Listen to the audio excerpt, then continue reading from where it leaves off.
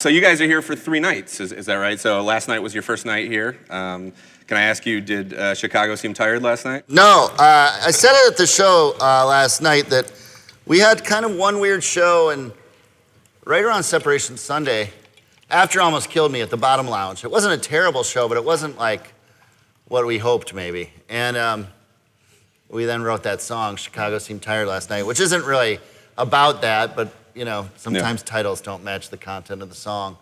But ever since that, as this sort of a self-fulfilling prophecy, we've never had a show in Chicago that was anything less than really fun and fantastic. So I feel like we should probably write more of those songs about Omaha, Kansas City, El Paso. El Paso, a big one from El Paso. Maybe an album about El Paso. Concept record? Yeah. El Paso. Anything that would incite, but yeah, Chicago has always delivered. I'm not pandering when I say it's my favorite place to play, especially Chicago in the summer. Okay. Is it the energy different here in Chicago than, say, in Brooklyn or in Minneapolis? Do you get a different energy from the crowd? Well, I think it's a sweet spot because I grew up in the Midwest, and this is a big city, so it's kind of like a combination of the two for me. But I also think, like Minneapolis, Chicago has that thing where it's pretty cold, and so people in the summer feel like they're... Comes alive. Yeah, it's coming alive. I should say, do you guys all want to introduce yourselves? We also have a couple fans here today, Corey and Cami, is that right? Yes. Yeah. So you were both at the show last night, right? Yes. Yeah. Okay. Do you want to tell everyone here what happened last night? Well, this one completely shocked me and proposed to me last night.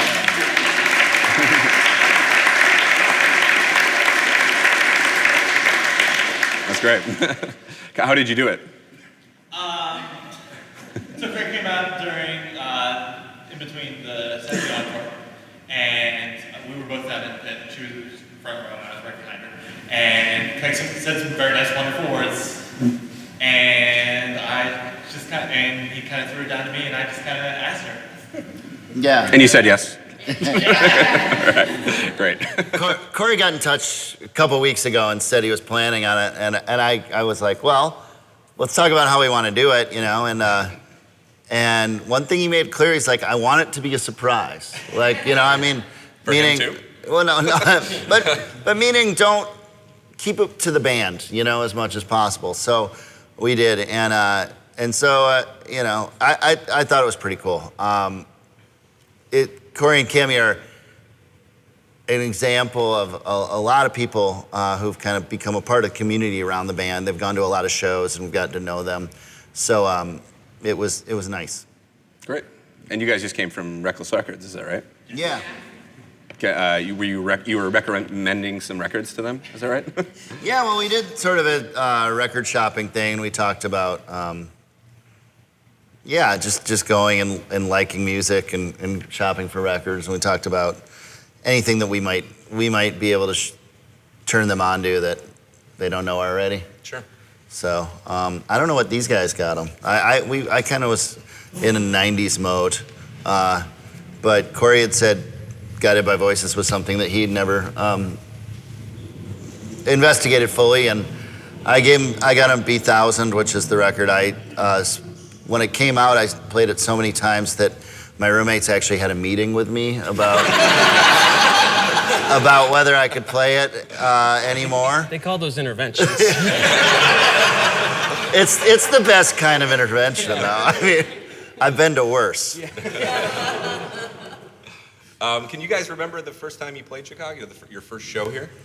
Well, that's tricky for, yeah, I do. I used to be in a band in Minneapolis, and Tad was in too, called Lifter Puller. And we would play a fair amount down here, mainly at the Empty Bottle, but also at the Fireside Bowl and Lounge Acts. I think those are probably the 3. The Hold Steady's first show, I'm pretty sure we went on tour. It was our first show with Bobby Drake, who hadn't fully joined the band yet. And we played at Shuba's. And it was, I think, the first show on that tour. And I remember we were pretty nervous. It was our first show with Bob, And we were nervous enough that we didn't play Milk Crate, which was on the set list. I think our set was 8 songs and we forgot to play one of them, which was probably the longest one. So it was quick, but effective. Yeah. Is the Bottle your favorite venue to play in Chicago? I realize you guys are kind of at the point now as a band where you play slightly larger venues in general, but do you feel like the Bottle is your favorite in Chicago? Well, I like a bunch of them. I mean, there are a lot of good venues here. I think the Bottle is romantic, especially. Hold Steady only played the Bottle one time. And I don't remember a ton about it, but I know we played one time. Lifter Puller played a lot. So it's, I mean, for me, the Bottle is, for me personally, is synonymous with being supportive to me. Like Lifter Puller was not like, we had to hustle just to get shows, especially out of town, and the Bottle was somewhere that would consistently book us. Sure. So to me, it was really Bruce at the Bottle was a very supportive person early on. When you guys were first sort of getting started, you advertised yourself as we're a bar band, essentially. But at this point, you are playing everything from bars to, at festivals, these giant stages. Do you have to cater the performance different depending on what kind of stage you are? Do you have to think about what's the size of my audience and who am I playing to? Does anyone else want to take that? Yeah. It's a matter of how many amps can we fit on the stage. No. You know, when we first started doing, like especially going over to England and Europe and doing the big festivals where the stages are massive, the one thing that, and I don't know if it's something that we talked about, that we did deliberately or just kind of happened, but we always set up kind of the same no matter what size the stage is. It's like, you know, Bobby's in the center, and then I'm right here, and then here's Galen, here's Steve. So it didn't, you know, we could have a stage that was 100 yards wide, and it would still feel the same to us, and that way there was something that was always a little familiar. That's just how we play. Sure, the configuration. So, yeah, you just go up and you do, and that I think keeps it really comfortable. That's what we've kind of become used to, and depending on the venues, sometimes you can't necessarily see, you know, past 2 or 3 rows of people anyways. So I think you just go up, and I would like to think that we get up and try to kick ass whether there's 100 people in the room or 1,000 people in the room. Sure, yeah. Craig, you say something a lot of the times towards the end of the show where you say there's so much joy in what we do up here. But are there nights when you sort of have to work to locate that joy? Because, you know, you've been on the road for days on end or weeks on end, and you have to sort of find it? It's funny. Yeah, there are. But it sort of like once the guitars are on, the amps are on, the first song's underway, it's fine. But everything leading up to that point can be can be varying degrees of fine and not fine. You know, the playing is always a pleasure. So you know, there are times where I'm like, are we gonna do this tonight? Like, is this gonna be all right? And then, you know, halfway through the first song, you're like, oh, this will be fine. We can handle this part always. Sure. So how well do you guys know your catalog at this point? When you're starting a tour, do you say we're gonna make sure we have these 40 songs down, or do you know them so well that if somebody yelled, you know, certain songs or something at a show, you guys could go? No, there's some that are out of circulation, but we could bring them back. I mean, that's something we did for these shows, is talk about, you know, what haven't we played for a little bit that we might want to play. But no, there's some that we would be like stumped on immediately. I think 100%. And then there's some that, you know, Chips Ahoy gets played a lot because that's one people want to hear, you know. And so it's, you know, there are varying degrees of that. There's the weird one, the unicorn sort of, and then there's the, you know, in our world, small version of a hit. Yeah. Are there songs that you, at this point, like, do you know offhand what's the song of yours that's been the longest since you've played? I think there's some songs we've never played. Really? Yeah. I mean, there's gotta be. Curves and Nerves is one I don't know that we've... Curves and Nerves is a B-side that I think that has been... when we tried to play it, we were never that good at it, so that's sort of... Yeah, and Hot Fries we may have done once. Hot Fries we haven't done a lot. I mean, old B-sides especially, but there's stuff on Heaven is Whenever that we haven't played. Ascension Blues. I mean, Our Whole Lives we haven't barely done. There's some of the songs like you know, the way that you make a record, sometimes you make a record and you're in the studio and things get constructed in a way. And then you get back in the space and you're like, it doesn't sound that good when we play it live, you know? And and a lot of times it's like, there's stuff that I know for me personally, it's just a key thing. Like, you know, maybe it sounds fine in the studio, but when you're out in front of 1,000 people, it's hard to project in a way that's makes it sound good. And that's probably the biggest reason I would say why some songs don't get played. Yeah, and sometimes the crowd will let you know. Oh yeah. Just like, you know, you do an album and then you go out on the road and you see what works and what doesn't. And it becomes apparent, you know, it sort of decides for you. Sure. Dynamically, some songs don't come across as well. Right. Well, there's one that I really like off your last record, Oaks, that I noticed you guys haven't played a lot, I think because it's a slower song. Stay tuned. Is that a promise for this weekend? I don't make promises. Okay. So do you adjust your set list for something like so you're playing at Talia Hall these two days, and then you're going to Empty Bottle. Do you think, well, I can play slightly more intimate songs in a venue like the Empty Bottle, or is it just? I mean, I think to me, maybe someone else has a different opinion, but to me, those are kind of still both the same size. You know what I mean? That it's like 300 to 1,000 or whatever. Yeah. But it's not an arena yet. So I don't know. I would think that we'd play. I don't think there's huge considerations on that. I would think in some ways it might differ more if it was like seated or GA. You know, like in both Talia Hall and Empty Bottle, people are going to be standing and walking in the bar and stuff and being able to jump around. Where if you were in an ornate theater with everyone in an assigned seat, maybe you'd structure it differently. Yeah. I think a big appeal of your music for a lot of people is these sort of elaborate stories that you're telling about presumably a semi-fictional scene. But are there elements of autobiography in your songs? Well, I think it's, what's his name?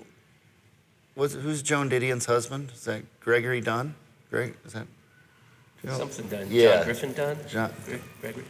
Whatever. Her husband said the first character in every novel is the author. So, yeah, I think there's parts that are always going to be. I mean, if your experiences are like, you know, things you see, but obviously, you know, my joke is that if the songs were all about me, they'd all be about going to the grocery store and the post office, and they won't be that awesome.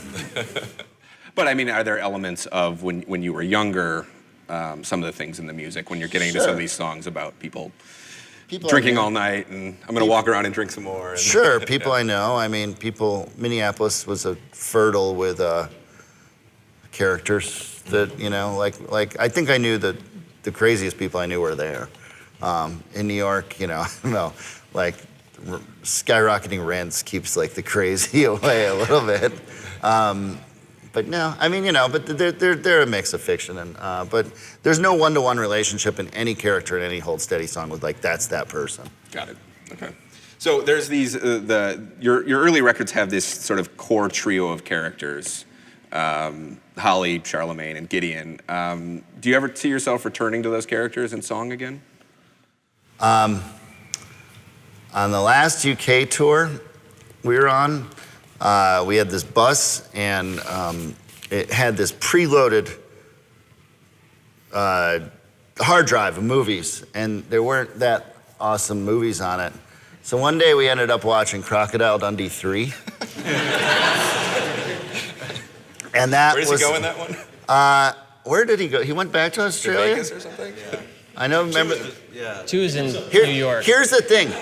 Crocodile Dundee 3 was made 13 years after 2. I mean, like, what meeting did they have that says, you know what's a good... So, my point is that there's a lot of stories to tell. And while we might have romantic, you know, attachments to certain characters, and we might,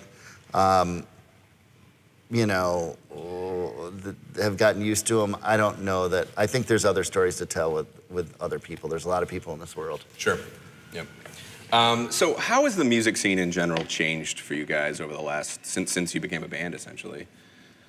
I realize that's a pretty broad question. It's probably a lot. But. Someone else? We're older. Young people seem to be coming up. Every new band seems to be like in their 20s or something. It's Sorry. It's probably, I think that's more the experience of it, you know? I mean, 1, 2, 3 of us have children, not myself, but, that in itself limits the amount of time you're out at, 1 in the morning in a rock club. Sure. But I think, I don't know, I still see bands that I get really excited about, and I still really like it. But you don't feel quite as in touch, or I think that's yeah. I mean, beyond that, I don't really know. I mean, I think the way the music business has changed the economics of touring, so that affects where you go, how long you're out, how you travel, and just from a band standpoint. How has that changed for you guys? I mean, because I know that traditionally you guys would hit the road for long stretches of time. Well, I think you also get older and you need to sort of treat yourself a little better at some point. I mean, I think when Hold Steady started, getting a hotel room was a luxury, and we were already in our 30s then. And now, I would probably want to know where I'm sleeping during the show. I would have a hard time remembering the words if I was like, and now where are we going to go? But that was pretty much standard, and so you have to sort of you just sort of have to take care of yourself in a way that prohibits, putting your body through all that. Yeah. So I assume that what you guys do after the show now is a lot different than what it used to be. Yeah. Sometimes. Depends on the night. Depends who's asking. We still got it. No, I mean, was anyone up at 3 in the morning last night? Well, yeah, but I was watching like Hulu or something. We were rooming together, and he said, "Yeah, I was just talking to you, and you just rolled over and went to sleep." Yeah, he had the lights on and everything, and it was like we're in the middle of a conversation. He just kind of. I was like, "Okay, good night." So last year, you guys played Boys and Girls in America in its entirety. Is it a strange experience to go from something that lived in the studio to playing it? I mean, because obviously all those songs you played at some point along the way, many times over. But is it a different experience playing it as one unit on a stage? It's I think the biggest thing for me is and we've done this we've done it sort of for fun in other shows. Like, let's do Separation Sunday in Order. Every time we do it, I'm like, well, that takes a lot of magic out of it. There's something about being in a show and not knowing what the band's going to play next. And when you play a record in order, I think it's kind of like, and you sequence a record differently than you sequence a show. I mean, you think about Boys and Girls, first night's the 5th or 6th song. Like, we would never play a slow song 5th in a Hold Steady, so that, there's something that kind of ours. So I think we did 4 shows in Brooklyn in December. The first night, we played Boys and Girls in an order. And that was sort of like, well, we got that over with. And then we played a lot of Boys and Girls over the next 3 nights, but, we mixed up the... Sure. We talked about doing it alphabetically, actually, one night, but there was something weird, like... Citrus would have been second. Yeah, Citrus was, yeah. Here we go, and hold on a second. Yeah. We might have killed the momentum of the show a little bit. That actually wasn't that hard to get together, though, because that's a record where all the songs were always in live rotation. It wasn't like... Yeah. Right, it would be a lot harder to do, like, Almost Killed Me. No, that one... We did that at Cover Lounge, didn't we? Yeah, we did. We've done, I think, like, something like, Heaven is Whenever was a lot of songs that didn't get played live much, so that would probably be the hardest one. Or going back to Stay Positive now, there's like a handful of songs that we haven't played in a long time. That One for the Cutters. One for the Cutters is tough. Right, because you have sort of unusual instrumentation in that song. Yeah, and like that was one that like when Franz wasn't playing with us, without the harpsichord part, the songs, it doesn't translate. So Sure. that one kind of fell by the wayside. Sure. Yeah, is it great to have Franz back in the band? Yeah. Playing keys again? Yes, I keep saying, I keep saying, and I really believe this, and I've been at every Hold Steady show. So as have Tad and as have Gales. To a degree. This is the best lineup of the Hold Steady, the 6-piece lineup, and I hope it'll stay this way because it's really fun. I mean, and Steve joined when Franz stuck out in 2010, right? Yeah. That's no, and he's become a huge part of it. But to be able to have the 2 lead guitars plus the piano musically, I just think it's fantastic and it's a lot of fun. And the group is, it's a great. It feels really right. Yeah. Cammy and Corey, do you have a favorite Hold Steady memory of seeing them? I'm assuming you've seen them many times. If you got engaged at one of their shows. Yeah.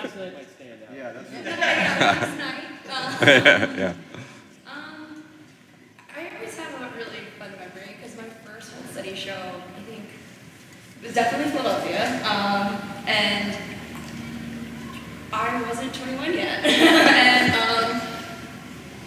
it ended up having a stage invasion on it, and I had no idea what was going on. I was in the front row and almost died. And actually, believe it or not, I think Franz, you just pulled me up on stage because you saw what was going down, and I was like, okay. And then that was that, but that was my intro to you guys. Around the Boys and Girls Tour, that was a fairly common thing that we play killer parties, right? Mm-hmm. And pull people on stage, and it was this big thing. It was exciting. But 2 things happened. One, I think people started to expect it, and a few times things went missing. Oh, really? Yeah, I mean, 50 people would get on stage, and all of a sudden your tuner's gone. And but then also, as the band got a little bigger, and you start to get shows that have a little more pro, maybe the stage is higher, and then maybe you have some pro security guards, and sometimes it's hard in the heat of the moment to explain, no, this is cool. It's all fine. These people, we want them up here, and so we haven't done as much of that. But those were always very. Invariably, everything would get unplugged, and it would just kind of collapse. But it was a fun way to end. Sure. So you're sort of at the point where you guys can headline your own shows all the time, obviously, and go on these tours, these headlining tours. But do you have a particular fondness for a tour you went on where you were supporting someone, or where you were sort of co-headlining with somebody? Yeah. Anyone else? Constantines. Yeah, we toured with this band, the Constantines from Canada. Drive-By Truckers. We did a tour called the Rock and Roll Means Well tour that I think was really fun, and. I had a super soft spot for the tour. We did a pretty big tour in the UK with the Counting Crows. And I don't know if we connected with their audience, but their catering was delicious. What was the reception to you guys when you were up there? I think it was all right. It wasn't hostile, but it was sort of confused, Yeah. But I think at that point they were doing pretty well in the UK. The shows were maybe a little bigger than I expected. They were in small hockey arena kind of. It was fun. I mean, the UK has been very good to us, and I particularly love touring there because it's the drives are 2 hours. You sort of have a lot of time to hang out, and I don't know. It's pretty easy for the fans to go to multiple shows over there because they have good trains and whatnot. So, shows are super early too. Yes. The shows. Yeah, they usually we usually go on stage at 8:30. So there's a lot of people who might be able to go out on a Monday or Tuesday night that wouldn't if we were going on at 10:30. So it all kind of combines to make a positive experience over there. Yeah. Great. I think we just have time for one more question, so I just wanted to ask you guys if there's a song from your catalog that you sort of enjoy playing the most in front of an audience. Someone? I like Constructive Summer. It's a lot of fun. Construction. I still think Stuck Between Stations is my favorite song to play. Yeah, you can't beat the intro. Yeah, I think. Anyone else? Killer Parties is always fun to play. Yeah, We'll go nuts. Killer. The openers and the Bassline's close. great. Yeah, openers and closers. I guess. It sounds like openers and closers are our favorites. Yeah. In the middle is all the hard work. Well, thank you guys so much for coming here and talking today. Good luck with the other two shows on the tour. Let's give them a round of applause, guys.